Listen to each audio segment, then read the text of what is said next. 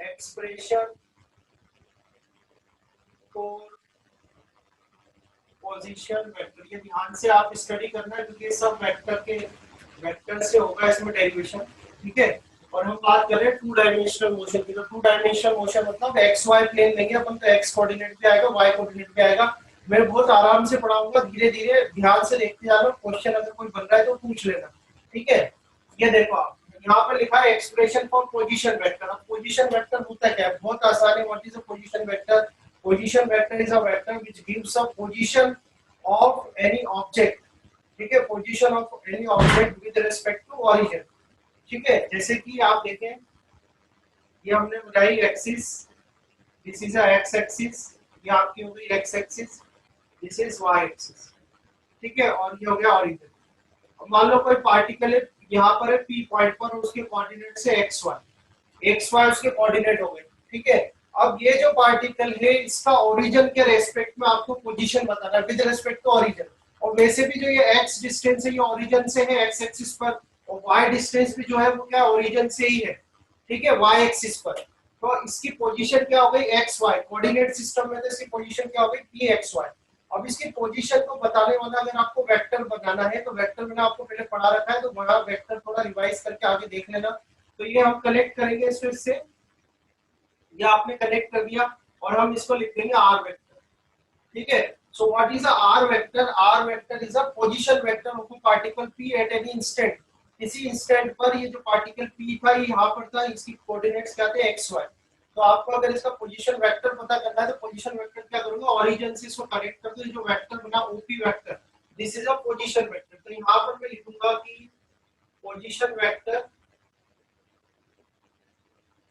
Of particle p at any instant, किसी instant पर, at any instant, तो वो क्या लिखेंगे हम, OP vector is equal to are vector, ठीक है। अब आप देखें कि इसका जो x, ये तो इसका x हो गया, यहां से यहां तक की वैल्यू क्या हो गई, ये x हो गई, ठीक है। और ये x कहां जा रहा है, x एक्सिस में है, तो x एक्सिस में यूनिट वेक्टर क्या होता है, i कैप। ऐसे इधर देखोगे आप तो ये जो है ये क्या हो जाएगा आपका y j कैप। तो मैंने आपको सिखाया कि किसी वेक्टर को रेक्टेंगुलर कंपोनेंट को कैसे लिखते हैं, तो रेक्टेंगुलर कंपोनेंट में अगर इस r वेक्टर को लिखना हो तो कैसे लिखोगे आप, xi के प्लस y j के, तो ये आ गया r वेक्टर। तो कोई पार्टिकल p था, इस पे एक नंबर की क्वेश्चन देता हूं मैं, कोई पार्टिकल p था, वो किसी टाइम पर इस पोजीशन पर था, p पोजीशन पर, तो उसका जो पोजीशन वेक्टर है वो क्या होगा, r वेक्टर होगा। और पोजीशन वेक्टर को रेक्टेंगुलर कंपोनेंट को कैसे देंगे अपन, xi के प्लस y j के, समझ में आया। So this r is a position vector, पहली बात, ठीक है। तो पोजीशन वेक्टर समझ में आ गया। नेक्स्ट अपन करते हैं इसमें से expression for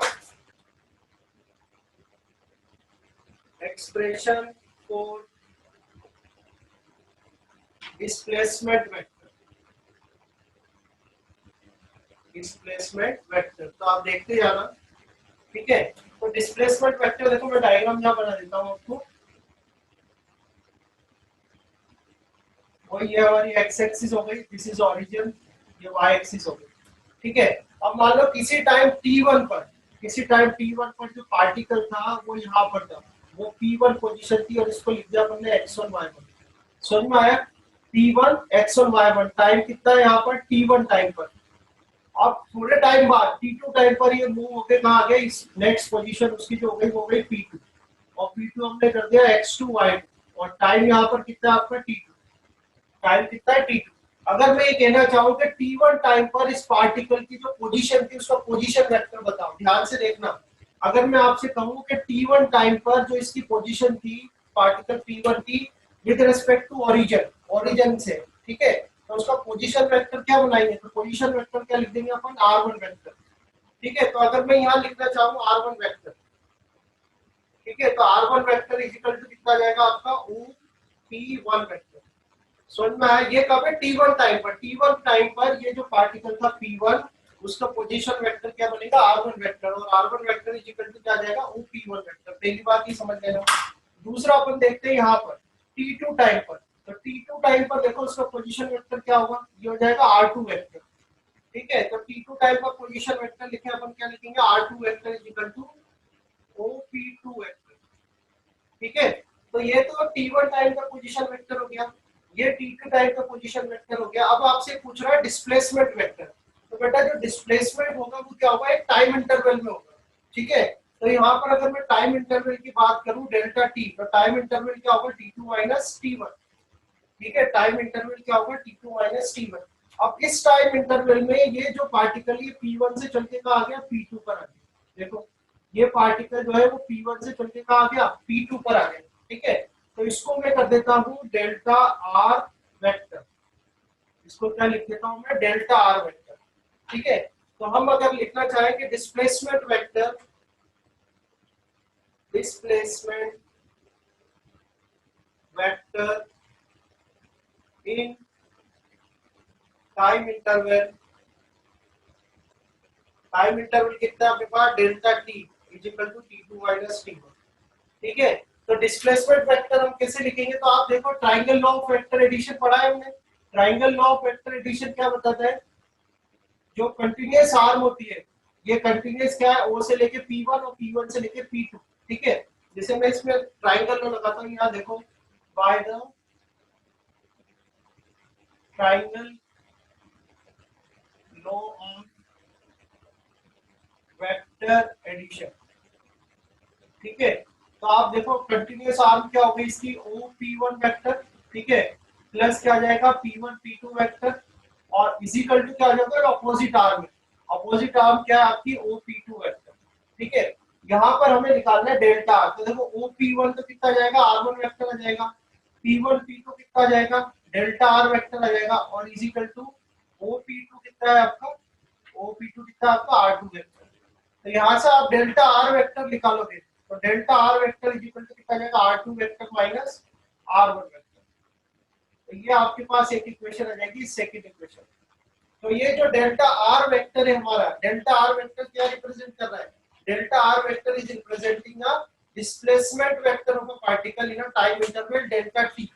delta T time interval में जो डिस्प्लेसमेंट वेक्टर है, उस डिस्प्लेसमेंट वेक्टर का जो फॉर्मूला है वो क्या होगा, delta are vector is equal to R2 vector minus R1 vector, ठीक है। अगर इसी को आप रेक्टेंगुलर कंपोनेंट्स में लिखना चाहो, देखो ये सब वेक्टर की वेक्टर है, आपको थोड़ा सीखना पड़ेगा, है ना।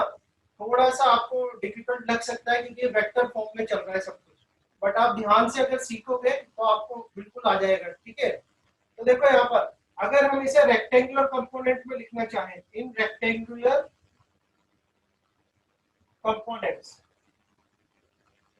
तो रेक्टेंगुलर कंपोनेंट्स में देखो R1 वेक्टर जो होगा, R1 वेक्टर क्या होगा, x1 i cap plus y1 j cap, ये तो आपका R1 वेक्टर हो गया। R2 वेक्टर कितना होगा आपका, R2 वेक्टर होगा x2 i cap plus y2 j cap. समझ में आ गया, आपसे कह रहे हैं कि डेल्टा R वेक्टर बताओ, तो डेल्टा R वेक्टर क्या होगा, R2 vector minus R1 vector, ठीक है। रेक्टेंगुलर कंपोनेंट में से इसमें i वाले को माइनस करो तो x2 minus x1 i cap, ठीक है, x2 minus x1 i cap plus y2 minus y1 j cap. तो ये आ गया आपका डेल्टा आर वेक्टर। अब देखो x2 माइनस x1 को क्या कर सकता हूँ मैं, इसको मैं लिख सकता हूँ डेल्टा x, तो ये आ जाएगा delta x i cap plus ये आ जाएगा डेल्टा y j कैप। ये सारी इक्वेशंस जो मैं आपको बता रहा हूँ ये इंपॉर्टेंट है, ये थर्ड इक्वेशन आ जाएगी क्योंकि एक दूसरे से जुड़ा हुआ है। हमने पहले पोजीशन वेक्टर पढ़ा, पोजीशन वेक्टर के बाद डिस्प्लेसमेंट वेक्टर पढ़ा, अब डिस्प्लेसमेंट वेक्टर के बाद क्या करेंगे, वेलोसिटी वेक्टर, फिर एक्सेलरेशन वेक्टर। तो सारी जो जो आगे की इक्वेशंस आएंगी वो इन्हीं से डिराइव होती जाएगी, ठीक है। तो एक बार और रिवाइज कर देता हूं इसको इरेज करने से पहले। पोजीशन वेक्टर क्या होता है, position vector a vector which represents the position of any particle at any instant with respect to origin, origin के रेस्पेक्ट में किसी इंस्टेंट पर किसी पार्टिकल की पोजीशन को जो वेक्टर बताता है उसको पोजीशन वेक्टर कहते हैं। जैसे हमने ये निकाला है यहाँ पर, जैसे यहाँ पर पोजीशन वेक्टर क्या होगा, OP vector is equal to are vector T time पर कोई, ठीक है। इसको रेक्टेंगुलर फॉर्म में लिखो तो रेक्टेंगुलर फॉर्म में क्या जाएगा, एक्स आई कैप प्लस वाई जे कैप, तो इसका एक्स और वाई कोऑर्डिनेट है, एक्स आई कैप प्लस वाई जे कैप। रेक्टेंगुलर कंपोनेंट क्या होते हैं, ऐसे कंपोनेंट जो एक दूसरे से 90 डिग्री पर हो, ये मैंने आपको सिखा रखा है। इसके बाद हमने देखा एक्सप्रेशन फॉर डिस्प्लेसमेंट वेक्टर, ठीक है। तो फॉर डिस्प्लेसमेंट वेक्टर देखो यहाँ पर पहले ये t1 टाइम पर p1 पर था और t2 टाइम पे p2 पर था, और डेल्टा t टाइम इंटरवल में p1 से चल के कहां गया, p2 पर आ गया। तो ये हमने सॉल्व करा, तो डिस्प्लेसमेंट वेक्टर आपको क्या आया, delta r vector is equal to r2 vector minus R1 vector, okay. और रेक्टेंगुलर कंपोनेंट्स में लिखेंगे तो ये फॉर्मूला जाएगा delta are vector is equal to delta x i के प्लस डेल्टा वाई जे के, ठीक है। तो ये बात हुई है, ये ध्यान रखना जो स्टडी कर रहे हैं अपन, ये टू डायमेंशनल स्टडी कर रहे हो, ये बहुत बहुत ज्यादा इंपॉर्टेंट है। जब आप न्यूमेरिकल सॉल्व करोगे टू डायमेंशनल मोशन के तो वो वेक्टर फॉर्म में ही सॉल्व होंगे, ठीक है। आप देखना प्रोजेक्टाइल मोशन आप जब पढ़ोगे और भी काफी सारे क्वेश्चंस हैं, उन सब में आपको ये वेक्टर एप्लीकेशन अप्लाई करनी पड़ेगी, ठीक है। तो अभी तो ये जो बोर्ड पर है इसमें से कुछ आपको क्वेश्चन हो तो बताओ, बोर्ड पर अभी जो है इसमें किसी को कुछ पूछना हो तो बोलो, बताओ। कुछ क्वेश्चन है टिक ले लो या जो भी है, आप जैसे भी नोट कर रहे हो इसको नोट कर लो, ठीक है। इरेज कर दूं फिर मैं इसे, ठीक है। तो ये तो बात हो गई अपनी पोजीशन वेक्टर की और डिस्प्लेसमेंट वेक्टर की, ठीक है। आगे बढ़ते हैं।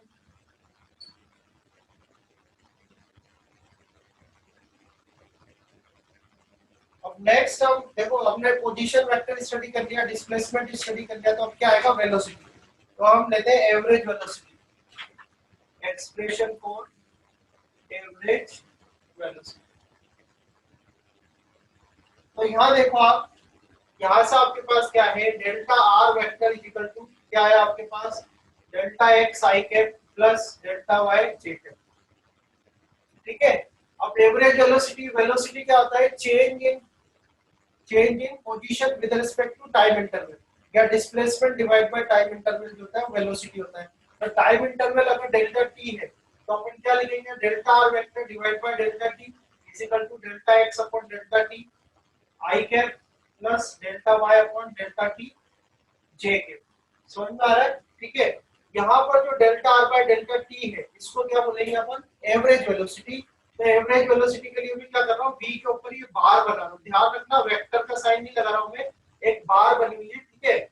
And this is equal to, यहाँ पर क्या जाएगा, ये vx, ये x कंपोनेंट आ गया, एवरेज आई cap plus vy average j cap, ठीक है। तो ये एवरेज वेलोसिटी का एक्सप्रेशन आएगा आपके पास इन अ रेक्टेंगुलर कंपोनेंट।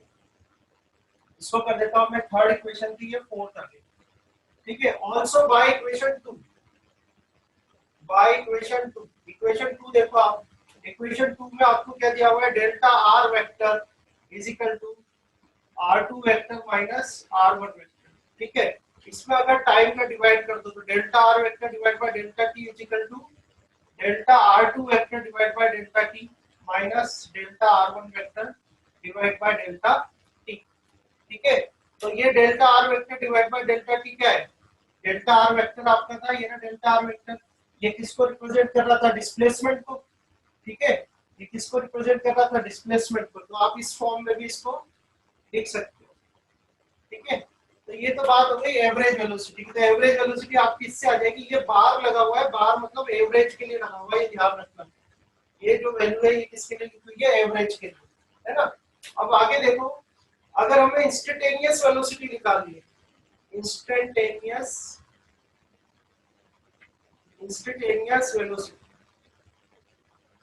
और इसको मैं एक चीज लिख देता हूँ, बी एवरेज, ये आपकी एवरेज वेलोसिटी का फॉर्मूला आ गया, delta R by delta T, ठीक है। इंस्टेंटेनियस वेलोसिटी क्या होता है, तो इंस्टेंटेनियस वेलोसिटी अगर मैं यहाँ लिख देता हूँ, देखो इंस्टेंटेनियस वेलोसिटी अगर आपको निकालनी है तो इंस्टेंटेनियस वेलोसिटी के लिए क्या करना पड़ेगा आपको, delta R vector divide by delta T, ये आपने सीखा है। इंस्टेंटेनियस वेलोसिटी क्या होती है, वेलोसिटी एट एनी इंस्टेंट, किसी इंस्टेंट पर जो वेलोसिटी होती है उसको क्या बोलते हैं, इंस्टेंटेनियस वेलोसिटी कहते हैं, ठीक है।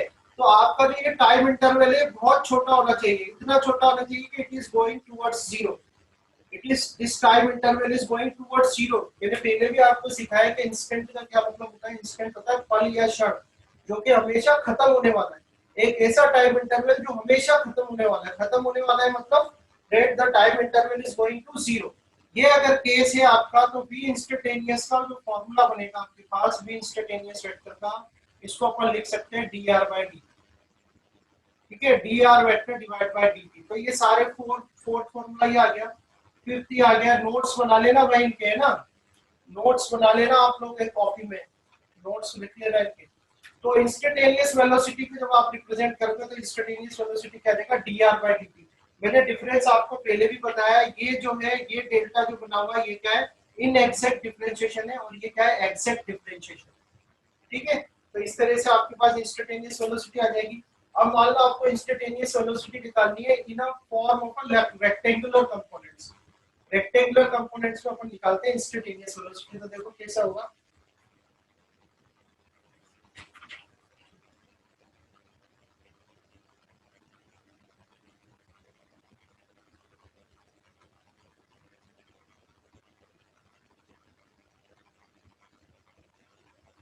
ठीक है। तो देखो आपके पास ये एक्सप्रेशन था डेल्टा आर वेक्टर, ठीक है, delta are vector is equal to delta x I cap plus delta Y J cap, ये एक्सप्रेशन था।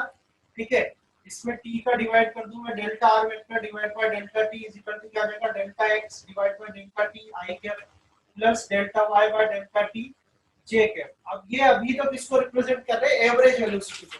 अभी किसको रिप्रेजेंट कर रहा है, ये एवरेज वेलोसिटी वेक्टर को रिप्रेजेंट कर रहा है। ठीक है, इंस्टेंटेनियस के लिए क्या करना पड़ेगा, आपको लिमिट लगानी पड़ेगी, limit delta T tends to 0।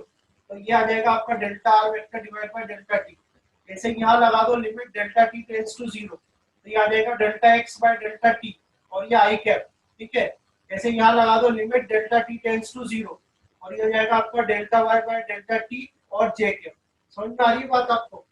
ये जो एक्सप्रेशन है ये तो आपका क्या था, ये डिस्प्लेसमेंट वेक्टर का फॉर्मूला आपने निकाला था, डिस्प्लेसमेंट वेक्टर का फॉर्मूला निकाला था रेक्टेंगुलर कंपोनेंट में।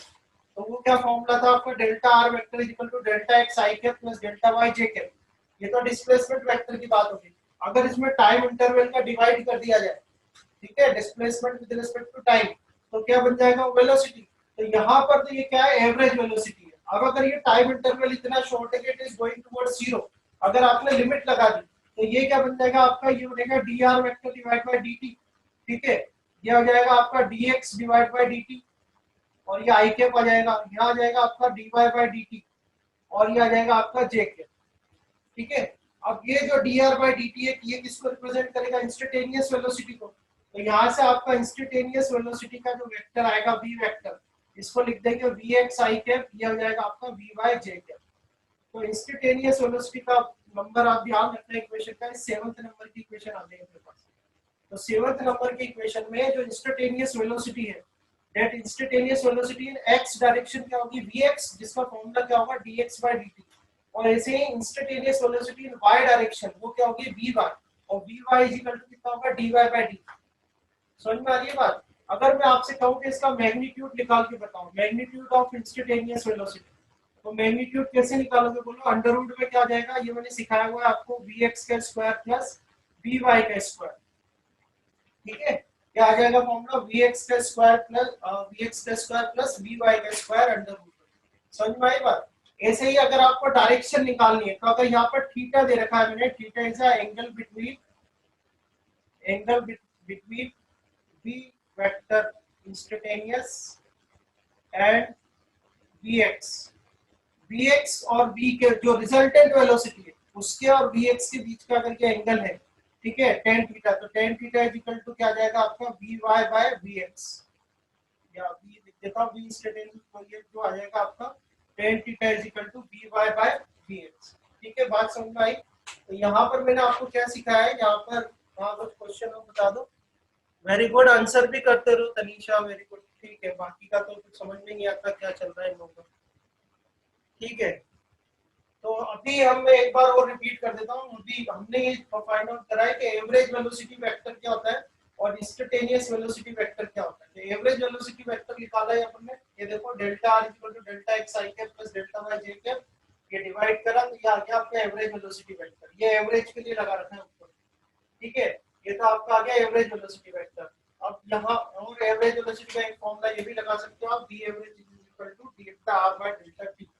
ठीक है, आगे बढ़ो, इंस्टेंटेनियस वेलोसिटी। इंस्टेंटेनियस वेलोसिटी क्या होगा, वेलोसिटी यानी इंस्टेंट, वो कब होगा जब टाइम इंटरवल इतना शॉर्ट होकर 0 हो जाए, तो भी इंस्टेंटेनियस का फॉर्मूला होता है dr by dt। ठीक है, ये आ जाएगा आपके पास। आगे रेक्टेंगुलर कंपोनेंट्स को अगर आपको निकालना है इंस्टेंटेनियस वेलोसिटी ना रेक्टेंगुलर कंपोनेंट, तो रेक्टेंगुलर कंपोनेंट में क्या होगा, vx i cap plus vy J cap. इसमें जो वी एक्स है, वी एक्स इजिकल टू क्या होगा, D X by D T, और वी वाई इजिकल टू क्या हो जाएगा, D Y by D T. ठीक है, समझ में आ गई बात। तो वी इंस्टेंटेनियस अगर इसका मैग्नीट्यूड निकाला जाए तो ये आएगा अंडर रूट वी एक्स के स्क्वायर प्लस वी वाई के स्क्वायर। ये तो आपका मैग्नीट्यूड दे देगा। डायरेक्शन में क्या होगा कि ये जो रिजल्टेंट वेलोसिटी है ये एक्स के साथ अगर थीटा एंगल बना रही है, ध्यान से ध्यान रखना है बात कि थीटा यहाँ पर एक्स और वाई के बीच का एंगल नहीं है, वी एक्स वी वाई के बीच का एंगल नहीं है। वी एक्स और वी वाई के बीच का एंगल तो कितना है, 90 डिग्री, क्योंकि ये रेक्टेंगुलर कंपोनेंट्स है। ठीक है, तो ये जो रिजल्टेंट वेलोसिटी और वी एक्सिस के बीच का एंगल अगर थीटा है तो tan theta is equal to क्या जाएगा, V Y by V X. अगर दिक्कत है समझने में तो आप देखो यहाँ पर, जैसे ये तो आपका वी एक्स हो गया, ये आपका वी वाई हो गया, ये ओरिजिन हो गया। अगर आप इसका रिजल्टेंट निकालोगे तो रिजल्टेंट कुछ इस तरह से आएगा, रिजल्टेंट वेक्टर ये आ गया आपका वी वेक्टर। अब अगर ये एंगल थीटा है तो ये वी वाई है वैल्यू, तो ये वैल्यू भी वी वाई होगी। तो tan theta is equal to perpendicular by base, यानी कि V Y by V X. तो इस तरह से आपकी डायरेक्शन आ जाएगी। ठीक है, तो वापस से मैं एक बार कहता हूँ, एक बार देख लो आप ये पूरा, जब तक मैं इंक फिल अप कर लेता हूँ। इसमें कुछ भी पूछना हो टाइप करके पूछ लो, या वैसे अनम्यूट तो हो ही, आप पूछ सकते हो। बट ये चीज लर्न कर लो। आज मैं आपको कुछ क्वेश्चन दूंगा, आपको सबमिट भी कराना, आप लोग सॉल्व करके। ठीक है, एक या दो ही क्वेश्चन दूंगा बस मैं इसी इन चीजों से रिलेटेड, तो वो सबमिट भी कराने आपको सॉल्व करके। ठीक है, तो कोई कनेक्शन ही नहीं बन रहा आप लोगों के साथ, समझ में ही नहीं आ रहा क्या चल रहा है। तो ये देखो, आप कुछ क्वेश्चन बन रहे हैं, कुछ पूछना है तो पूछो। ठीक है, मैं एक बार इंक फिल अप कर लूं फिर आगे चलते हैं।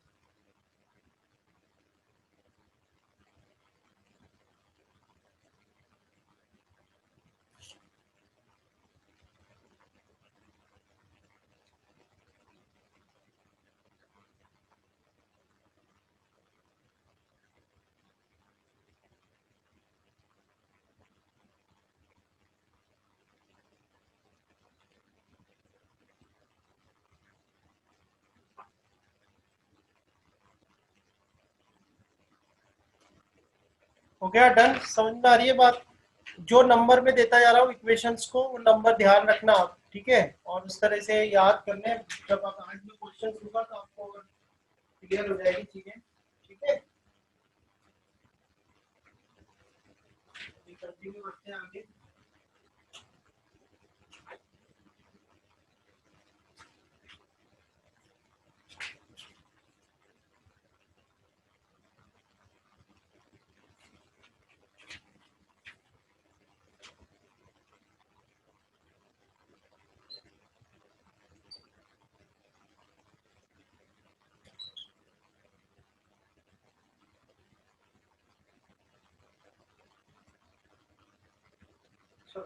नेक्स्ट टॉपिक है इसमें डायरेक्शन ऑफ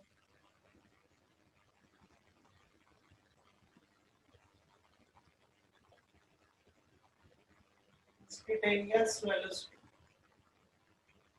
ठीक है, ये पता करना है आपको डायरेक्शन ऑफ इंस्टेंटेनियस वेलोसिटी। तो देखो आप, जैसे कोई पार्टिकल है, मान लो पार्टिकल इस तरह से ये पाथ पर मोशन कर रहा है। ठीक है, कोई पार्टिकल है वो इस पाथ पर मोशन कर रहा है, किसी टाइम पर इनिशियली t1 टाइम पर उसकी पोजीशन ये थी p1। ठीक है,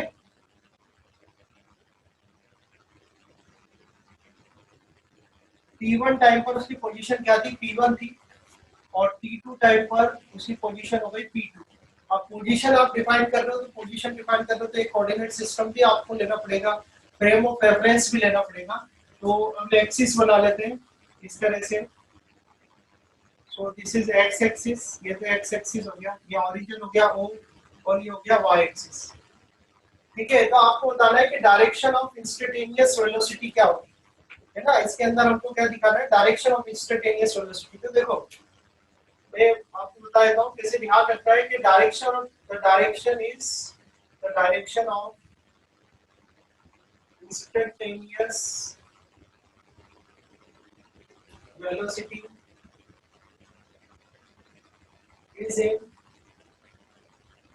direction of, ठीक है, is in direction of displacement। तो अगर मैं डिस्प्लेसमेंट लिखना चाहूँ, ये तो इसका पाथ है, ये है, ध्यान से देखना, पाथ ऑफ अ बॉडी।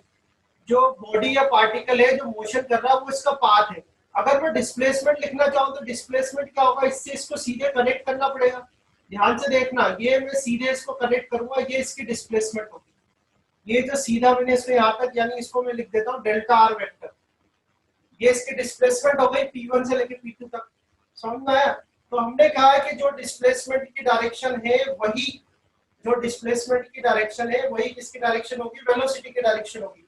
तो मैं ये लिख सकता हूँ this arrow is showing the direction of velocity, this is the direction of velocity.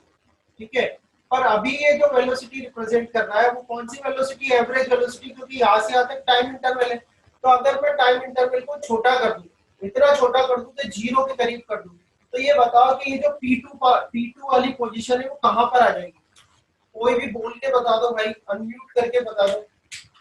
बात तो अपन इंस्टेंटेनियस वेलोसिटी की कर रहे हैं ना। मैंने आपसे कहा कि जो वेलोसिटी की डायरेक्शन है वो डिस्प्लेसमेंट की डायरेक्शन में ही होती है।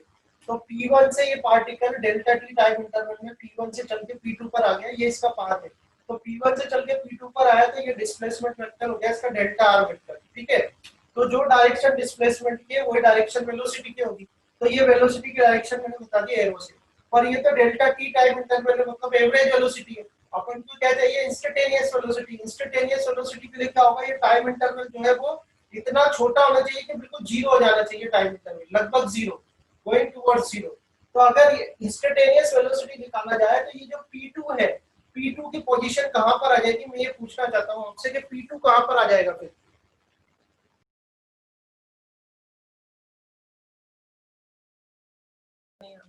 कहां जाएगा, ये P1 के पास जाएगा। ठीक है, तो इंस्टेंटेनियस वेलोसिटी का मतलब होता है कि टाइम इंटरवल को बहुत छोटा कर दो आप। तो टाइम इंटरवल को जब आप छोटा करते जाओगे तो ये जो P2 है, ये P2 किस तरफ मूव करता जाएगा, this P2 will move towards the P1। तो इंस्टेंटेनियस वेलोसिटी का अगर आप केस देखें, इंस्टेंटेनियस वेलोसिटी का केस क्या होगा, तो ये x कर दिया, ये y कर दिया मैंने, ये ओरिजिन हो गया O। सेम डायग्राम बना रहा हूँ इस तरीके से। ठीक है, तो ये जो P है यहाँ पर, ये जो P2 है, अगर डेल्टा टी बहुत जीरो कर दिया जाए, if delta T tends to zero, अगर delta T tends to zero कर दिया जाए तो ये P2 जो है मूव होता होता कहाँ जाएगा, P1 पर ही आ जाएगा। और P1 पर आ जाएगा तो यहाँ पर अगर मैं लिखना चाहूँ, डायरेक्शन आप देना चाहे वेलोसिटी की, तो क्या होगा, इस पे इस तरह से आपको टेंजेंट बनाना पड़ेगा। ये इंस्टेंटेनियस वेलोसिटी की डायरेक्शन होगी। ठीक है, तो आप इंस्टेंटेनियस वेलोसिटी की डायरेक्शन किसी समय पर, माने किसी इंस्टेंट पर आपको वेलोसिटी की डायरेक्शन देनी हो तो क्या बना देते हैं, पर टेंजेंट बना देते हैं। जैसे मैं आपको एक एग्जांपल बताता हूँ कि कोई बॉडी है, 9th क्लास में भी पढ़ा होगा आपने, कोई बॉडी है सर्कुलर मोशन कर रही है इस तरीके से, कोई बॉडी सर्कुलर मोशन कर रही है। अब सर्कुलर मोशन में आपको ये पॉइंट है इस जगह, ये P पॉइंट है, इस P पॉइंट पर आपको बताना है कि इसकी वेलोसिटी की डायरेक्शन क्या है। तो वेलोसिटी की डायरेक्शन कैसे निकालेंगे, जो पाथ है उस पाथ पर क्या बना देना, टेंजेंट। जिस तरफ वो घूम रहा है, इस तरह ऐसे घूम रहा है ये एंटी क्लॉक में, तो ये क्या होगा, इसकी वेलोसिटी की डायरेक्शन होगी, इंस्टेंटेनियस वेलोसिटी की डायरेक्शन। कि किसी टाइम पर ये पार्टिकल कहाँ था, P पॉइंट पर था। तो P पॉइंट पे आपसे पूछे कि वेलोसिटी की डायरेक्शन क्या होगी, तो वेलोसिटी की डायरेक्शन क्या होगी, वो टेंजेंट आपको बनाना पड़ेगा। वही चीज मैंने आपको यहाँ पर सिखाया है। यहाँ पर जो बॉडी है वो इस पाथ पर चल रही है, तो इस पाथ पर अगर किसी इंस्टेंट पर निकालना हो आपको इंस्टेंटेनियस वेलोसिटी, तो वो पॉइंट लेना है और वहां पर क्या टेंजेंट आपको ड्रॉ कर देना है। ठीक है, तो ये आपको एग्जांपल समझ में आ रहा होगा। जैसे मान लो ये बॉडी यहाँ पर आ जाए इस पॉइंट पर, ये तो मैंने P1 कर दिया तो ये V1 डायरेक्शन हो गई। मान लो ये P2 कर दूं तो यहाँ पर आपको टेंजेंट बनाना है इस तरह से, तो ये हो जाएगा V2 है। समझ में आई बात? तो यहाँ से मैंने आपको क्या सिखाया, डायरेक्शन ऑफ इंस्टेंटेनियस वेलोसिटी का direction of instantaneous velocity vector. Instantaneous velocity तो कह रहा हूँ, तो ध्यान रखना वेक्टर में पढ़ रहे हैं। तो इंस्टेंटेनियस वेलोसिटी वेक्टर की जो डायरेक्शन है वो क्या होती है, आपको टेंजेंट ड्रॉ करना होता है in the direction of motion. ये ध्यान रखना, ये नहीं कि उल्टा बना दो, उल्टा नहीं बनेगा। इनका डायरेक्शन ऑफ मोशन आपको टेंजेंट ड्रॉ करना उस पॉइंट पर, तो आपको क्या मिलेगा, वेलोसिटी वेक्टर जो है इंस्टेंटेनियस वेलोसिटी वेक्टर, उसकी डायरेक्शन आपको मिल जाएगी। ठीक है, समझ में आई बात? और कोई कुछ पूछ रहा हो तो बताओ, कोई क्वेश्चन हो? ठीक है, समझ में आ गया तो ओके कर दो।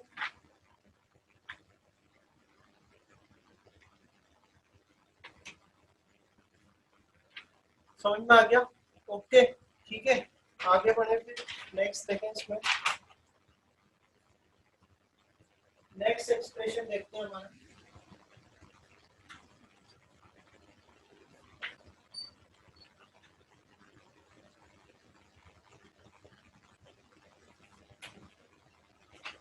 नेक्स्ट है हमारे पास एवरेज एक्सेलरेशन।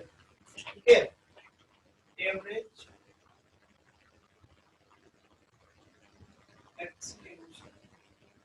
तो ये ध्यान रखना कि यहाँ लिख तो रहे एवरेज एक्सेलरेशन, ये सब क्या है, वेक्टर है। एवरेज एक्सेलरेशन वेक्टर, ये क्या है, एवरेज एक्सेलरेशन वेक्टर। जैसे क्या करते हैं, मान लो डेल्टा टी टाइम इंटरवल। अब डेल्टा टी टाइम इंटरवल में जो वेलोसिटी है आपकी, वो वेलोसिटी चेंज हो रही है v vector to v dash vector. ठीक है, वेलोसिटी कैसे चेंज हो रही है, v vector to v dash vector. Delta T time interval में ये चेंज हुआ v vector to v dash vector. तो अगर मैं एक्सेलरेशन लिखना चाहूं तो एक्सेलरेशन क्या होता है, change in velocity with respect to time interval. Acceleration क्या होगा, change in velocity with respect to time interval. तो चेंज इन वेलोसिटी क्या हो गया आपका, v dash vector minus v vector divide by delta T. समझ में आ रहा है, कोई पार्टिकल है उसकी वेलोसिटी चेंज हो रही है v वेक्टर से v डैश वेक्टर, और कितने टाइम इंटरवल में चेंज हो रही है, डेल्टा t टाइम इंटरवल में। तो उसके लिए एक्सेलरेशन जो होगा क्या होगा, change in velocity with respect to time interval, यानी कि v dash vector minus v vector divide by delta t। अब ये चेंज को मैं लिख देता हूं delta v। So delta v vector divide by delta t आ गया। ये क्या आ गया, delta v vector divide by delta t। तो एक्सेलरेशन जो होगा या एवरेज एक्सेलरेशन का जो फॉर्मूला होगा वो क्या जाएगा, delta v vector divide by delta t। पहली बात ये ध्यान रखना, एक फॉर्मूला नहीं आ गया। ठीक है, तो ये आ गया आपके पास delta vx divide by delta t और delta vy divide by delta t। अब ये जो है ये क्या है, एवरेज है। ये average change in average velocity, ये भी इन x डायरेक्शन। ये क्या है, change in average velocity in y direction. तो इसको आप क्या, ये आपके पास एक्सप्रेशन आ गया, इसको लिख दो a vector is equal to, ठीक है, ये एवरेज एक्स, ये ax और ऊपर में लगा देता हूं एवरेज i कैप, और ये ay एवरेज j कैप। तो ये एक्सप्रेशन आ जाएगा आपके पास एवरेज एक्सेलरेशन का। मैं इक्वेशन नंबर एक बार चेक कर लेना, शायद ये 8 आएगी। ठीक है, आप लोग अगर नोट कर रहे हो तो इक्वेशन नंबर एक बार चेक कर लेना, मैंने सीक्वेंस ध्यान नहीं रहा मैंने। तो ये आ गया आपके इक्वेशन नंबर 8।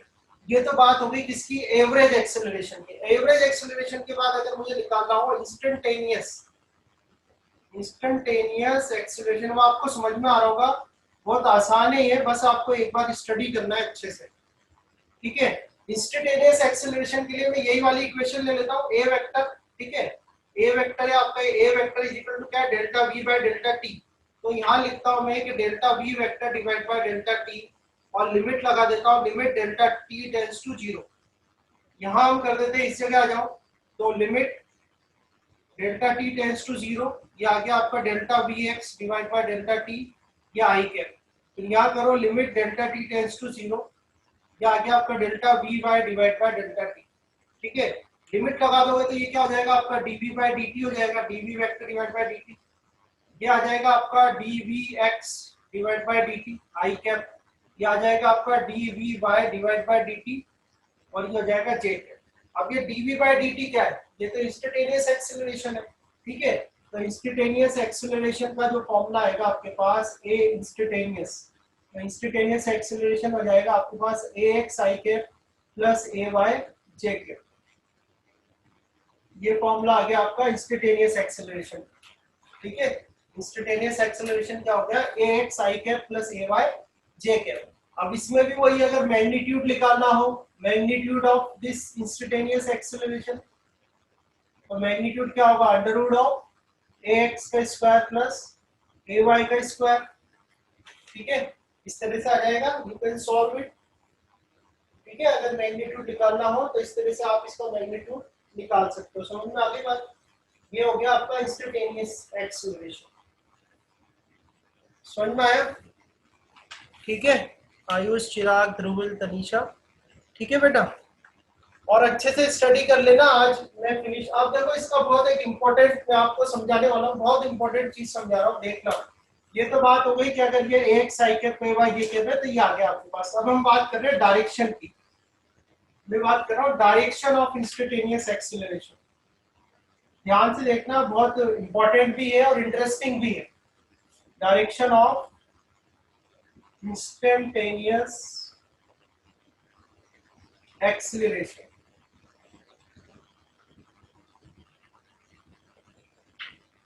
तो देखो एक्सीलरेशन होता क्या है, एक्सीलरेशन होता है change in velocity with respect to time. Change in velocity with respect to time जो है वो एक्सीलरेशन होता है। मैं आपको एक डायग्राम दिखाता हूँ। डायग्राम मींस एक ग्राफ है, ये हो गया आपका एक्स एक्सिस, ये हो गई वाई एक्सिस, ये हो गया ओरिजिन। यहाँ पर हम एक पाथ लेते हैं, that this is a path. ये पाथ है जिसपे कोई बॉडी है जो मोशन कर रही है, ठीक है। वापस मैं एक पॉइंट ले लेता हूँ इसको, जैसे यहाँ पर मैंने इसको 1 पॉइंट कर दिया, इसको 2 पॉइंट कर दिया, ठीक है। और इसके बीच में एक पॉइंट मैंने यहाँ ले लिया 3, एक पॉइंट मैंने यहाँ ले लिया 4। ध्यान से देखते जाना आप, ठीक है। जो 1 पॉइंट, ये पाथ है जिस पर की ये बॉडी मोशन कर रही है, ठीक है। ये पाथ है, इस पर बॉडी मोशन कर रही है। अगर मैं 1 इंस्टेंट पर वेलोसिटी निकालना चाहूँ तो क्या करूंगा, इस पर टेंजेंट बना दूंगा तो v1 वेक्टर आ जाएगा। यही सीखा है ना अपन ने। यहाँ पर मैंने ये बना दिया तो ये v1 वेक्टर आ गया, ठीक है। ऐसे ही अगर मैं बनाना चाहूँ 2 पर, तो 2 पर देखो क्या होगा, 2 पर टेंजेंट बना दो इस तरह से, तो ये आ गया v2 वेक्टर, ठीक है। तो ये तो आपका हो गया v1 वेक्टर, ये हो गया आपका v2 वेक्टर। अब v1 वेक्टर जैसे अपन बनाए यहाँ पर, देखना आप, जैसे मैं ये पॉइंट ऑफ ओरिजिन स्टार्टिंग ले लेता हूँ, जैसा यहाँ बना हुआ है एज इट इज आपको इधर बनाना है, तो ये आपका आ गया v1 वेक्टर। जैसा यहाँ बना हुआ है एज इट इज इसको इधर बनाना है, तो v1 वेक्टर आ गया। इसको बना लो एज इट इज, जितना यहाँ पर है एज इट इज यहाँ बनाओ, तो ये आ गया आपका v2 वेक्टर। अगर मुझे इसमें चेंज निकालना है तो चेंज कैसे आएगा, इस तरह से आएगा, ये आ जाएगा delta V vector. Delta V vector मतलब v2 वेक्टर माइनस, दिख रहा है ना बेटा आपको, ज्यादा छोटा तो नहीं हो रहा, ज्यादा छोटा तो नहीं हो रहा, दिख रहा है आपको सबको, ठीक है। करना क्या है, एक पॉइंट ले लिया 1, दूसरा पॉइंट ले लिया 2, जैसा वेलोसिटी वेक्टर यहाँ बनाया है सेम टू सेम यहाँ बना देना, ये स्टार्टिंग पॉइंट रखना आप अपना, ठीक है। तो ये v ऐसा कैसा उठा के इधर लिया ना v1 वेक्टर, ऐसा कैसा उठा के इधर लिया ना v2 वेक्टर। अब जो चेंज निकालोगे तो चेंज कितना रहा, डेल्टा v वेक्टर क्या होगा, v2 vector minus v1 vector. तो change in velocity with respect to time क्या होता है, acceleration. Change in velocity with respect to time क्या होता है, एक्सीलरेशन। तो एक्सीलरेशन की डायरेक्शन आएगी है, this is a direction of acceleration, this is a direction of acceleration. समझ में आ रहा है बेटा, this is a direction of acceleration. आप देखो मैं आगे क्या करता हूँ, ये तो मैंने 2 पॉइंट लिया था, मान लो 3 वाला पॉइंट ले लेता हूँ, 3 पे वेलोसिटी आएगी इस तरह से, ये आ जाएगा आपका v3 वेक्टर। समझ में आ रही है बात, 3 पर क्या आ जाएगी, v3 वेक्टर आ जाएगी। अब अगर मैं बात करूं, मैं बात कर रहा हूँ 3 और 1 की। अब 3 और 1 अगर मैं लूं पोजीशन, पोजीशन क्या ले रहा हूं मैं, 3 एंड 1। अब इस केस में मुझे डायरेक्शन ऑफ एक्सीलरेशन निकालनी है, तो डायरेक्शन ऑफ एक्सीलरेशन के लिए देखो डायग्राम बनाओ। पहले वाले पॉइंट पर, ये फर्स्ट पॉइंट पर ये बन गया आपका v1 वेक्टर, ये तो v1 वेक्टर आ गया। ये बनाओ v3 वेक्टर, ये आपका v3 वेक्टर आ गया। चेंज निकालो, तो चेंज आ जाएगा delta v vector is equal to v1 vector. Change निकालना है आपको, ठीक है। तो चेंज क्या होगा, v3 vector minus v1 vector. Now this is the direction of, समझ में आ रहा है, this arrow is the direction of acceleration. समझ में आ रही है ना बात। ऐसे जैसे आप आगे बढ़ते जाओ, मान लो 4th पर आ गए, तो 4th पे भी you can find this is a direction of acceleration, this is a direction of acceleration. अब हमें तो बात करनी है इंस्टेंटेनियस एक्सेलरेशन। तो इंस्टेंटेनियस एक्सेलरेशन क्या होगा, ये 2 वाले पॉइंट को मैं मूव करके 3 पे लाया, 3 से मूव करके मैं 4 पे लाया, 4 से मूव करके मुझे कहाँ लाना पड़ेगा, 1 पे। कहाँ लाना पड़ेगा बेटा, 4 से मूव करके 1 पे लाना पड़ेगा। तो अब अगर मैं इस 1 इंस्टेंटेनियस एक्सेलरेशन की बात की जाए, तो इंस्टेंटेनियस एक्सेलरेशन की डायरेक्शन क्या होगी, this is representing the direction of instantaneous acceleration. क्योंकि इंस्टेंटेनियस एक्सीलरेशन के लिए आपको क्या करना पड़ेगा, टाइम इंटरवल टुवर्ड्स 0 करना पड़ेगा, इट इज गोइंग टुवर्ड्स 0। तो आप जैसे जैसे मूव होते होते पास आओगे, जैसे आप इस पॉइंट पर मूव होते होते पास आओगे, तो आपको ये डायरेक्शन ऑफ एक्सीलरेशन मिल जाएगी। So this at the point 1, this is a direction of velocity, and this is a direction of acceleration. Acceleration भी कौन सी, इंस्टेंटेनियस, INST लिखा हुआ है बेटा, ये ना INST, this is a direction of instantaneous acceleration. तो काफी अच्छा टॉपिक है ये भी, और ज्यादातर एक्सप्लेनेशन वाला ही है, तो मैंने आपको एक्सप्लेनेशन ही दिया। और आई होप अब तो ये वीडियो लेक्चर आप लोगों को मिलते ही हैं, तो वीडियो लेक्चर के थ्रू आप सुन के अच्छे से सीख भी सकते हो। समझ में आई नहीं आई बात, बोलो, किसी को कुछ पूछना है? ठीक है, एक बार और आप लोग स्टडी कर लेना, इक्वेशंस तो आपको सीखनी ही है सारी। ठीक है, सो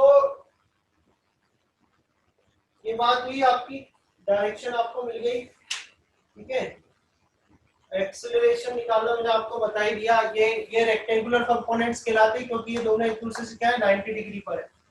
ठीक है, तो इसमें जो मैं पार्ट लेता जा रहा हूँ, ये पहला पार्ट मेरा कंप्लीट हुआ है, फर्स्ट पार्ट हमने कंप्लीट करा है। आप में से किसी को भी कुछ क्वेश्चन हो, कुछ पूछना हो तो बताओ। ये फर्स्ट पार्ट कंप्लीट हुआ है। फर्स्ट पार्ट के बाद जैसे अपन ने इक्वेशन ऑफ मोशन आपने स्टडी करी थी वन डायमेंशनल में, वन डायमेंशनल में आपने इक्वेशन ऑफ मोशन स्टडी करी थी, अब टू डायमेंशनल में भी अपन निकालेंगे इक्वेशन ऑफ मोशन। इसमें दो चीजें पढ़ेंगे अपन, एक तो पढ़ेंगे वेलोसिटी वेक्टर और एक है पोजीशन वेक्टर। ठीक है, और उसके बाद फिर नेक्स्ट फिर रिलेटिव वेलोसिटी पढ़ेंगे, रिलेटिव वेलोसिटी की न्यूमेरिकल करेंगे, फिर प्रोजेक्टाइल मोशन स्टार्ट करेंगे, और थोड़ा सा सर्कुलर मोशन भी है इस चैप्टर में। चैप्टर 4 है आपके एनसीईआरटी के अकॉर्डिंग, है ना। यहाँ से अगर आपको कुछ भी क्वेश्चन करना हो, मैं 1 मिनट का टाइम दे रहा हूँ, आप देख लो 1 मिनट में, तो मैं एक टॉपिक और कर देता हूँ।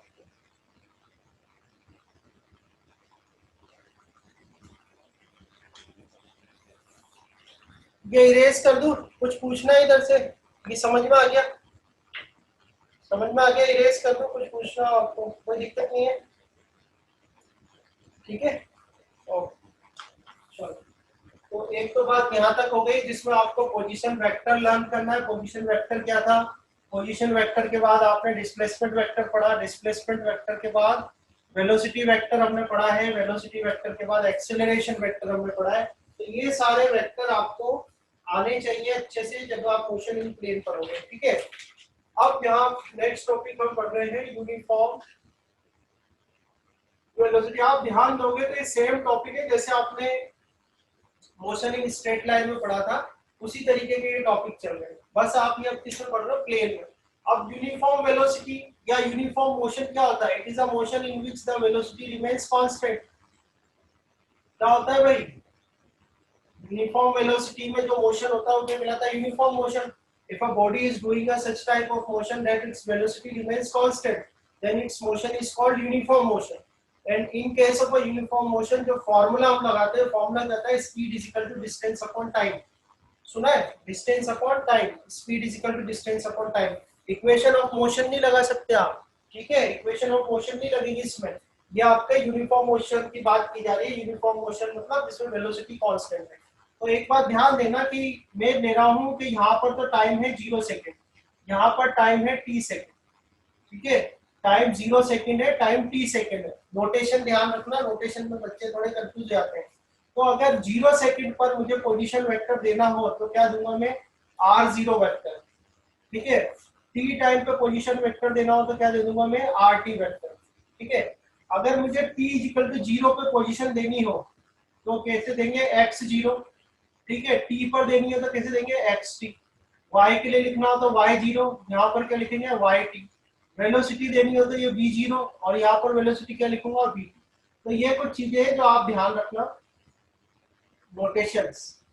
ठीक है, क्योंकि हम क्या पढ़ रहे हैं? टू डायमेंशनल मोशन पढ़ रहे हैं। तो टू डायमेंशनल में या आप जैसे पोजीशन आप दे रहे हो तो पोजीशन वेक्टर से या r0 वेक्टर हो गया, rt हो गया।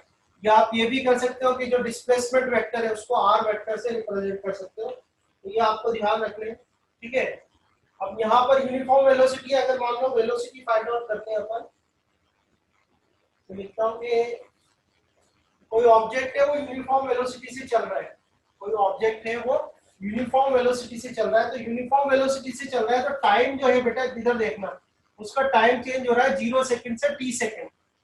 ठीक है, तो वेलोसिटी क्या होता है? Displacement divide by time interval. Velocity क्या होता है? Displacement divide by time interval. या आप लिख सकते हो change in position with respect to time interval. तो चेंज इन पोजीशन क्या लिखोगे? पोजीशन वेक्टर की फॉर्म में लिखोगे आप। तो पोजीशन वेक्टर की फॉर्म में आप लिखो, इसमें भी सेम यूज, सब्सक्रिप्ट वाला यूज नहीं कर रहा, इस तरह से यूज करना।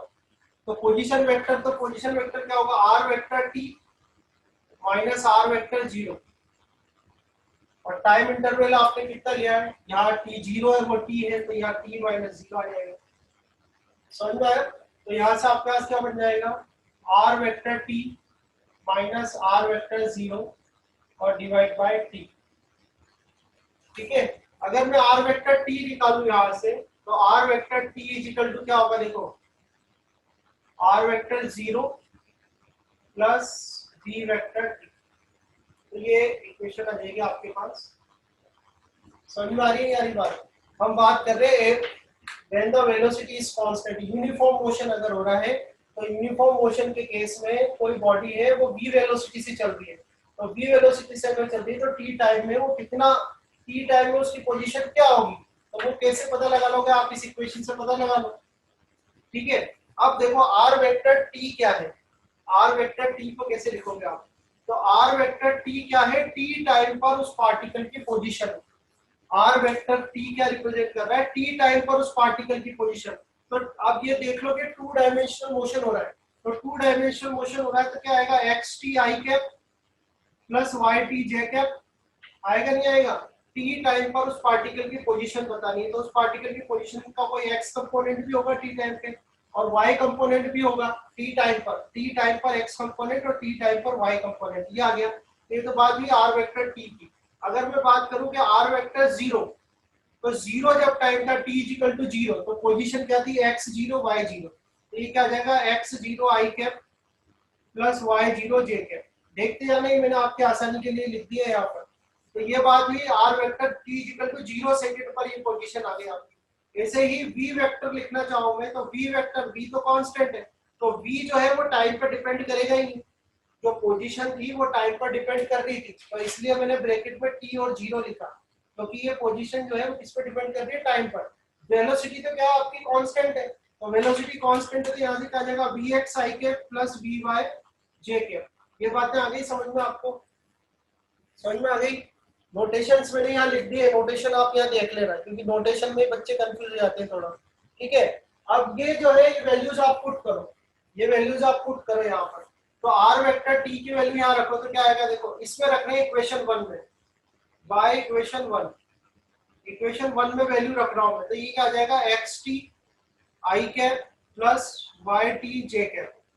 हो गई बात, आर वेक्टर 0 रख दो, ये आ जाएगा x0 आई कैप प्लस y0 जे कैप। ये आपने किसकी वैल्यू रख दी, आर वेक्टर 0 की, plus B vector, B vector की वैल्यू क्या है, vx I cap plus vy J cap, और बाहर आ गया आपका t। इसको थोड़ा अरेंज करना तो आपको मिलेगा ये X T I cap plus Y T J cap. अब यहाँ देखो आप, ये आई कैप है इसके साथ, और यहाँ पर भी आई कैप, इनको अलग कर लो, ये आ जाएगा आपके पास x0 प्लस vxt। ठीक है, x0 तो यहाँ से आ गया, ये vxt आ गया, और ये आ गया आपके पास आई कैप, प्लस इसी तरह से आपका आ जाएगा y0 प्लस vyt, और ये आ जाएगा जे कैप। ठीक है, तो यहाँ पर ये आई कैप और यहाँ ये जे कैप, इनको आप कंपेयर कर लो, तो कंपेयर करोगे तो आई कैप मतलब तो होगा मोशन इन एक्स एक्सिस, और जे कैप मतलब होगा मोशन इन वाई एक्सिस। तो देखो यहाँ पर x t is equal to कितना आ जाएगा आपके पास, x t is equal to आ जाएगा x0 plus vxt, vx bracket में नहीं vxt। ठीक है, फर्स्ट ये आ गई आपकी सेकेंड इक्वेशन, और ऐसे yt लिखेंगे यहाँ पर, तो yt क्या आ जाएगा, y0 प्लस vyt, ये आ जाएगी थर्ड इक्वेशन। तो आप समझने की कोशिश करना, आप ये सोच सकते हो सर क्यों करवा रहे हो डेरिवेशन के, वेक्टर वैसे ही इतना परेशान करते हैं, क्यों वेक्टर करा रहे हो, कई टीचर तो पढ़ाते ही नहीं है, स्किप कर देते हैं, फॉर्मूलेस बता देते हैं इसके सीधे। ठीक है, मैं आपको पढ़ा रहा हूँ ताकि आपको अंडरस्टैंडिंग हो, जब आप न्यूमेरिकल सॉल्व करें या कोई भी प्रॉब्लम सॉल्व करते हैं आगे जब पढ़ते हैं, तो आप देखें कि यहाँ पर आपको देखो समझने की कोशिश करना, टी टाइम पर एक्स एक्सिस पर यूनिफॉर्म वेलोसिटी से उसने कितनी डिस्टेंस कवर करी। ये इक्वेशन हमें क्या बता रही है, एक्सटी वाली जो इक्वेशन है वो हमें ये बता रही है कि उस पार्टिकल ने, वो पार्टिकल जो कि टू डायमेंशनल मोशन कर रहा है, उसने टी टाइम में एक्स एक्सिस पर कितनी डिस्टेंस कवर करी। तो उसने कितनी डिस्टेंस कवर करी, xt equal to X not plus V X T. ऐसे उसने y डिस्टेंस पे कितनी डिस्टेंस कवर करी, यानी y एक्सिस पे कितनी डिस्टेंस कवर करी t टाइम में। तो y एक्सिस पे कितनी डिस्टेंस कवर करी, y0 प्लस v/t। तो कहने का मतलब ये है कि जब आप you can combine the motion of a particle on x axis and y axis, then you will get the motion in a plane. ठीक है, यहाँ से आपको ये पता चल रहा है कि एक्चुअली जो मोशन इन प्लेन है, मोशन इन प्लेन क्या है, it is a simultaneous motion of a particle on x axis and y axis. X axis और वाई एक्सिस पर साइमल्टेनियसली बॉडी अगर मोशन करती है तो वो एक्चुअली क्या कर रही है, मोशन इन प्लेन कर रही है। ये आप यहाँ से बता सकते हो। So this is a derivation when the velocity is uniform. Velocity आपकी जब कांस्टेंट है, तो यही हमने मोशन इन स्ट्रेट लाइन में भी पढ़ा था। मोशन इन स्ट्रेट लाइन में भी अगर आप एक्स एक्सिस का मोशन अलग ले लेते हो, वाई का अलग ले लेते हो, साइमल्टेनियसली देखो टाइम टी जो है वो सेम है। आप एक चीज नोटिस करना है, यहाँ पर आप इस इक्वेशन में एक नोटिस करो कि टी के साथ कुछ नहीं लिखा हुआ है। This T is same, this t is same in both the axis, so this is a necessary condition that the time must be same. The motion of a body must be simultaneous on a x axis and y axis, तभी आप कह सकते हो कि ये जो combinedly है इसको रिप्रेजेंट करेगी मोशन इन अ प्लेन। ठीक है, समझ में आई बात? कुछ पूछना हो, कोई क्वेश्चन करना हो, समझते जाना, क्योंकि मैं आज आपको इसका न्यूमेरिकल दूंगा सॉल्व करने के लिए, एक दो न्यूमेरिकल। कुछ क्वेश्चन कर लो बेटा, तो क्वेश्चन कर लो, पूछ लो, टाइम दे रहा हूँ मैं आपको हाफ मिनट का।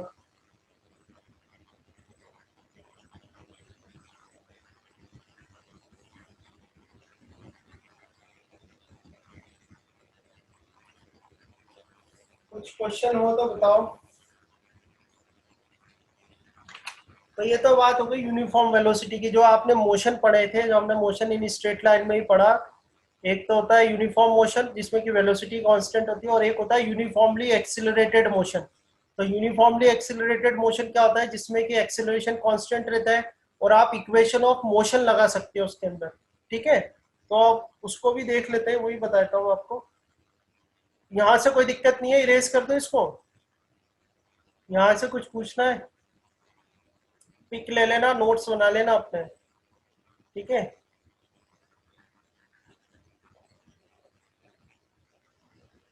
ठीक है, चलो तो आगे बढ़ते हैं इसमें।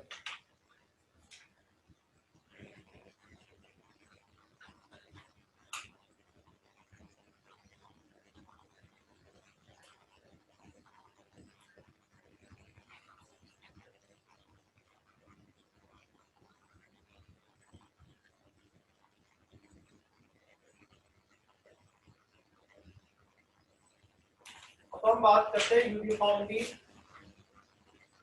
Accelerated motion. ठीक है, तो सीधी सी बात है, what is a uniformly accelerated motion? It is a motion in which during a motion the acceleration remains constant. ऐसा मोशन, बॉडी ऐसा मोशन जब कर रही है कि उसका एक्सेलरेशन कांस्टेंट है। ठीक है, तो ये पढ़ा हुआ है हमने, आपको आना भी चाहिए। एक्सेलरेशन कांस्टेंट है तो वो जो मोशन है वो क्या कहलाता है, यूनिफॉर्मली एक्सिलरेटेड मोशन। तो इसमें हमारे पास दो डेरिवेशन है। पहला जो हमें करना है, ये फाइंड आउट करना है, टॉपिक में बताता हूँ आपको। Velocity vector for uniform acceleration, velocity vector for uniform acceleration.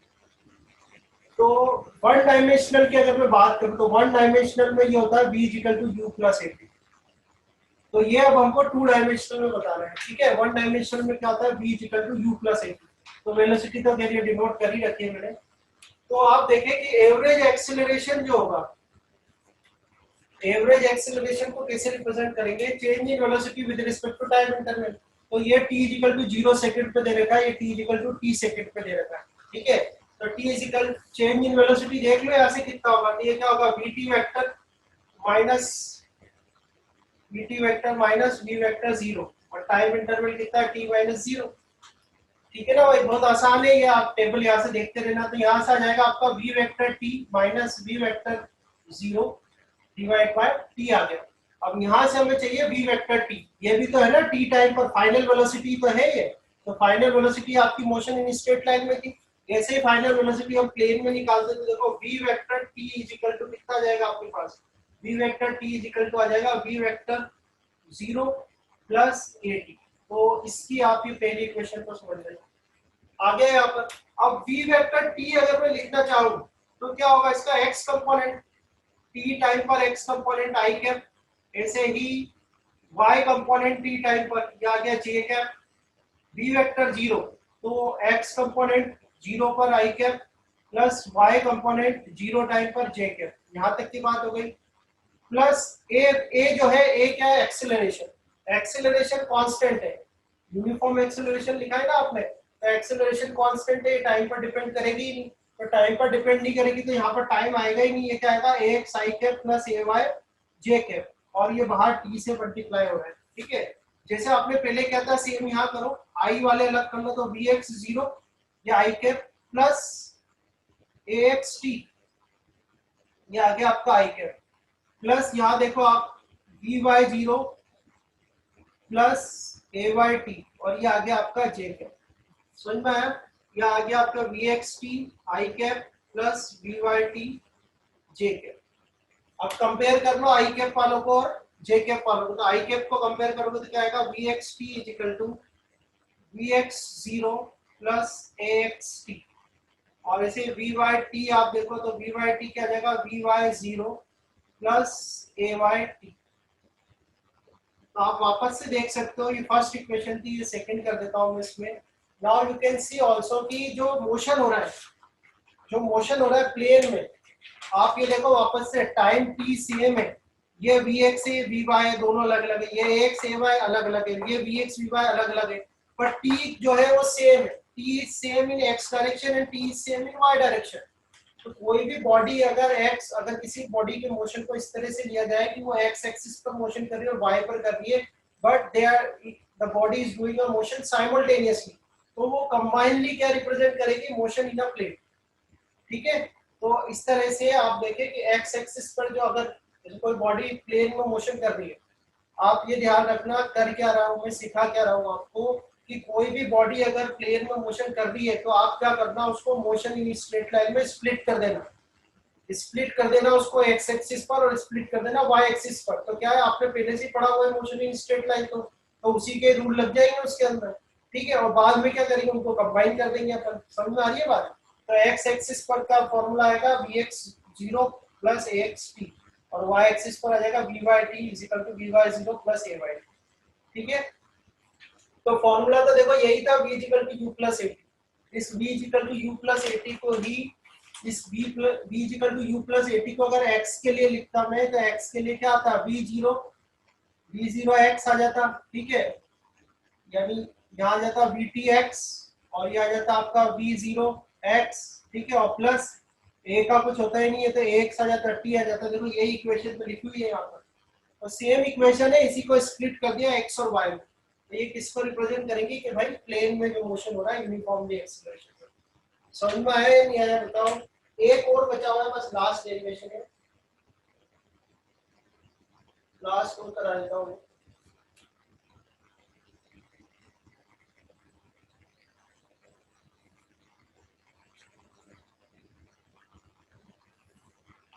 ठीक है, समझ में आ गया तो एक बार यस कर दो, कुछ पूछना है, कुछ क्वेश्चन हो तो बताओ क्वेश्चन। ओके बेटा, चलो एक लास्ट और बचा हुआ है, मैं फिर बोल रहा हूँ, मैं आपको 2 या 3 क्वेश्चन दूंगा बस, आपको सबमिट कराने हैं भाई, है ना, सबमिट कराने क्वेश्चन करके, ताकि मुझे कुछ लगे कि आप लोग समझ में आ रहा है आपको, ठीक है। नेक्स्ट जो हमें करना है वो है position vector for uniform acceleration, दूसरा डेरिवेशन है इसका, position vector for uniform acceleration. तो ये भी सेम आपने जैसे वहां पर डेरिवेशन करा है, याद अगर आपको हो तो पोजीशन वेक्टर मतलब होता है s equal to ut plus half at square. ये आपने पढ़ा है मोशन इन स्ट्रेट लाइन में, 1 डायमेंशन में पढ़ा है, इसी को आपको 2 डायमेंशन में करके बताना, तो 2 डायमेंशन में सॉल्व करा दूंगा मैं, अभी बता देता हूँ आपको, ठीक है। पर ये डेरिवेशन जब हमने निकाली थी तो फॉर्मूला लगाया था हमने, किसका फॉर्मूला लगाया था, जैसे अगर मुझे डिस्प्लेसमेंट निकालना हो, displacement in time interval, displacement in time interval T, T ये देखते जाना आप, ये बना रखा है मैंने यहाँ पर, तो यहाँ से दिक्कत नहीं आएगी आपको। टाइम इंटरवल कितना है, टी माइनस जीरो, यानी कि टी टाइम इंटरवल है। तो डिस्टेंस क्या होगा, distance is equal to, distance is equal to क्या होगा, एवरेज वेलोसिटी इनटू टाइम, ये होगा ना डिस्टेंस। या डिस्प्लेसमेंट अगर मैं लिखूं, ऊपर डिस्प्लेसमेंट ही लिखा हुआ है ना, तो डिस्प्लेसमेंट लिख रहे हैं, डिस्टेंस लिखता तो स्पीड लिखना पड़ता ना। तो डिस्प्लेसमेंट इज इक्वल टू क्या हो गया, एवरेज वेलोसिटी इनटू टाइम हो गया। ठीक है, अब एवरेज वेलोसिटी इनटू टाइम में तो वैल्यू रख के देख लो आप। ठीक है, तो डिस्प्लेसमेंट अगर मैं देखूं यहाँ पर, तो ये r वेक्टर 0 था t इक्वल टू 0 पर, और r वेक्टर t हो गया t सेकंड पे, तो डिस्प्लेसमेंट कितनी हुई इसकी, r vector t minus r vector 0, ये तो हो गई डिस्प्लेसमेंट। अब मैं बात करूं एवरेज वेलोसिटी, तो एवरेज वेलोसिटी देख लो, ये वेलोसिटी, तो final velocity plus initial velocity divide by 2, ये तो आपको याद होगा। अगर फाइनल वेलोसिटी और इनिशियल वेलोसिटी आपको दे रखी है, फाइनल वेलोसिटी और इनिशियल वेलोसिटी अगर आपको दे रखी है, तो क्या करो, ऐड करके 2 का डिवाइड कर दो, तो आपकी एवरेज वेलोसिटी आ जाएगी। और टाइम इंटरवल क्या है आपका, टी है। ठीक है, बात समझ आ गई। इसी को मैं थोड़ा आगे करता हूँ कि v वेक्टर 0, तो मैं यहाँ लिख देता हूँ, ये v वेक्टर 0 हो गया। v वेक्टर t जो है, ये मैंने अभी जस्ट सॉल्व कराया आपको, v equal to u plus a t से मैं लिख दूं, v वेक्टर t है, तो क्या लिखेंगे, u प्लस ए टी, तो v वेक्टर 0, u मतलब क्या होगा, इनिशियल वेलोसिटी, तो इनिशियल वेलोसिटी कितनी आपकी, v वेक्टर 0 है। ठीक है, तो ये हो गया u प्लस a आपका एक्सेलरेशन हो गया, और t आपका हो गया टाइम, a आपका क्या हो गया, एक्सेलरेशन हो गया, t टाइम हो गया, और डिवाइड बाय 2 कर दो, और यहाँ पर t कर दो। ठीक है, आगे देखो आप इसको सॉल्व करो, तो v वेक्टर 0, v वेक्टर 0, ये 2 हो जाएगा, 2 से 2 कैंसिल हो जाएगा, तो यहाँ पर आपका बचेगा v वेक्टर 0। ठीक है, प्लस 1/2, और ये बचेगा आपका a वेक्टर t। ठीक है, और बाहर यहाँ पर क्या लिखा हुआ है, t लिखा हुआ है ना। अब इसको मल्टीप्लाई करो तो क्या आएगा, v vector 0 plus half a vector और t का स्क्वायर, ये t मिस हो गया वैसे यहाँ पर, ये आ गया आपका v वेक्टर 0 इंटू टी, और ये इस साइड आया आपके पास r vector t minus r vector 0। आपसे पूछा है r वेक्टर t क्या होगा, पोजीशन वेक्टर आपको बताना है, तो पोजीशन वेक्टर कितना होगा, r वेक्टर t होगा, तो r vector t is equal to क्या होगा, r vector 0 plus b vector 0 t plus half a vector और t स्क्वायर, ये आ गई आपकी इक्वेशन। ठीक है, अब इसी को आपको अब ये प्रूव करके बताना है, इसमें से आगे ऐसा सॉल्व करना है कि this is a combination of a motion of a body on x axis and y axis, this is a combination of a motion of a body on x axis and y axis, split करना है। तो split कैसे करोगे, देखो r vector t को क्या लिख सकते हो आप, r वेक्टर t, ये रहा r वेक्टर t। ठीक है, तो r वेक्टर t के लिए लिख दो आप, स्प्लिट कर दो।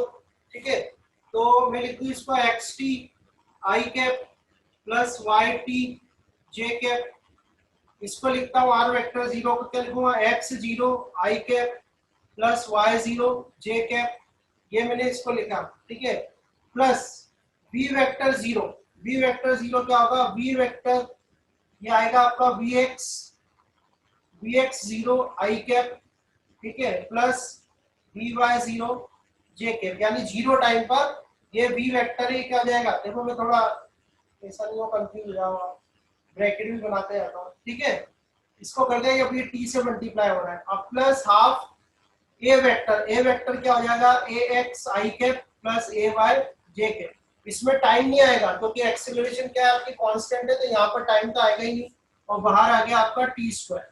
ठीक है, अब आप इनको कंपेयर कर लो, i वाले को i से कर लो और j वाले को j से कर लो, तो देखो यहाँ पर मैं करूँ तो आएगा xt, ये xt। ठीक है, अब यहाँ से देखो i कैप क्या आएगा, ये आएगा x0, तो इधर से आ जाएगा ये x0 आ गया आपका।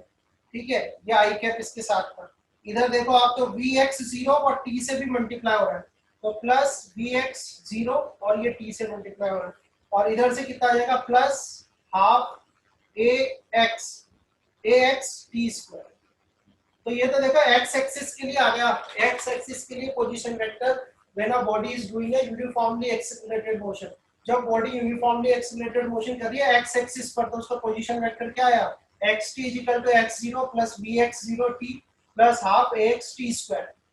आप इससे कंपेयर कर सकते हो u plus s equal to ut plus half at square से। ये तो क्या है, इनिशियल पोजीशन है, तो एक मिनट को इसको हटा दूं मैं, तो ये देखो इनिशियल वेलोसिटी आ गई x x square t equal to 0 second पे जो वेलोसिटी होगी वो क्या होगी, इनिशियल वेलोसिटी होगी, तो ut plus half at square आ गया। ऐसे y का कंपोनेंट निकालो तो क्या आएगा, y 0 plus by 0 t plus half ay t square. तो ये इक्वेशंस आ जाएंगी आपके पास, इनको अपन कोई नंबर दे देते हैं सेकेंड। ठीक है, समझ में आया आपके पास, आपको समझ में आई बात? तो भाई इसको रटने की कोशिश मत करना, रटोगे तो बड़े फंस जाओगे, रटना नहीं है आपको। मैंने अभी तक आपको ये सिखाया है कि किस तरह से यूनिफॉर्म मोशन अगर हो रहा है, यूनिफॉर्मली एक्सीलरेटेड मोशन हो रहा है किसी प्लेन में, तो आप उस मोशन को सेपरेटली क्या ले सकते हो, मोशन इन वन डायमेंशन, कि भाई एक्स एक्सिस पर मोशन हो रहा है वाई पर, और फिर दोनों को क्या करेंगे, कंबाइन कर लेंगे।